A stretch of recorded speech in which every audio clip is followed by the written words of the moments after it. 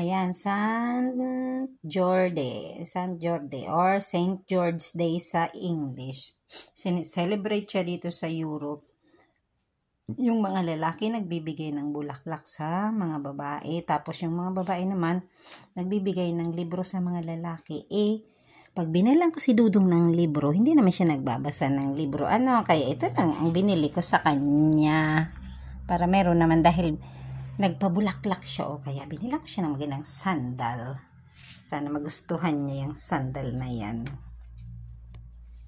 Diba? Dahil may pabulaklak. Pero yung pinambili ng bulaklak na yan, galing sa bag ko.